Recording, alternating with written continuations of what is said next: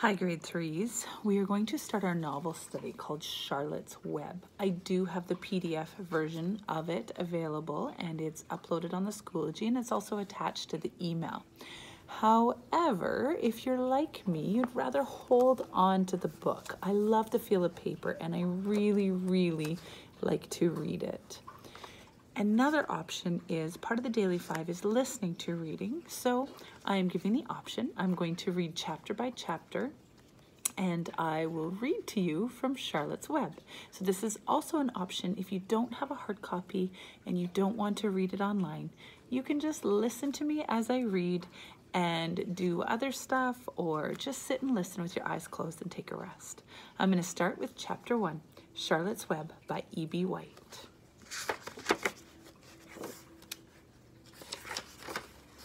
Chapter 1 is called Before Breakfast. "Where's Papa going with that axe?" said Fern to her mother as they were setting the table for breakfast. "Out to the hog house," replied Mrs. Arable. "Some pigs were born last night." "I don't see why he needs an axe," continued Fern, who was only 8. "Well," said her mother, "one of the pigs is a runt. It's very small and weak, and it will never amount to anything. So your father has decided to do away with it." "Do away with it!" shrieked Fern. "You mean kill it? Just because it's smaller than the others?" Mrs. Arable put a pitcher of cream on the table. "Don't yell, Fern," she said. "Your father is right. The pig would probably die anyway." Fern pushed the chair out of the way and ran outdoors. The grass was wet and the earth smelt of springtime. Fern's sneakers were sopping by the time she caught up with her father. "Please don't kill it," she sobbed. "It's unfair." Mr. Arable stopped walking. "Fern," he said gently, "you will have to learn to control yourself." "Control myself!" yelled Fern. "This is a matter of life and death, and you talk about controlling myself?" Tears ran down her cheeks as she took hold of the axe and tried to pull it out of her father's hand. "Fern," said Mr. Arable, "I know more about raising a litter of pigs than you do. A weakling makes trouble. Now run along." "But it's unfair," cried Fern. "The pig couldn't help being born small, could it? If I had been small at birth, would you have killed me?" Mr. Arable smiled. "Certainly not," he said, looking down at his daughter with love. "But this is different. A little girl is one thing. A little runty pig is another." "I see no difference," replied Fern, still hanging onto the axe. "This is the most terrible case of injustice I have ever heard." A queer look came over John Arable's face. He seemed almost ready to cry himself.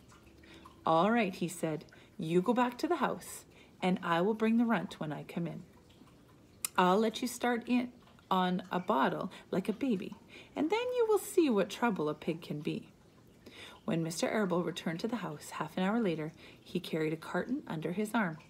Fern was upstairs changing her sneakers. The kitchen table was set for breakfast, and the room smelled of coffee, bacon, damp plaster, and wood smoke from the stove. "Put it on her chair," said Mrs. Arable. Mr. Arable set the carton down at Fern's place. Then he walked to the sink and washed his hands and dried them in the roller towel. Fern came slowly down the stairs. Her eyes were red from crying.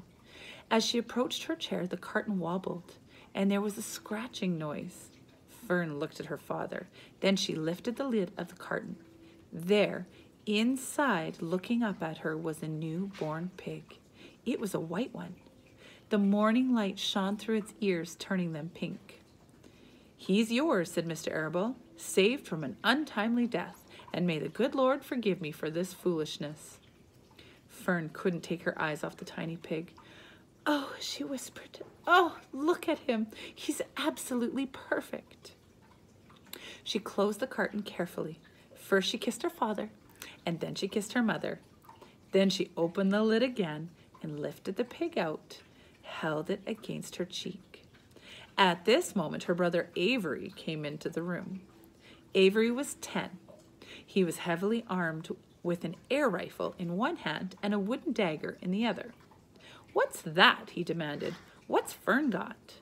"She's got a guest for breakfast," said Mrs. Arable. "Wash your hands and face, Avery." "Let's see it," said Avery, setting his gun down. "You call that miserable thing a pig?" That's a fine specimen. That's a fine specimen of a pig. It's no bigger than a white rat. Wash up and eat your breakfast, Avery, said his mother.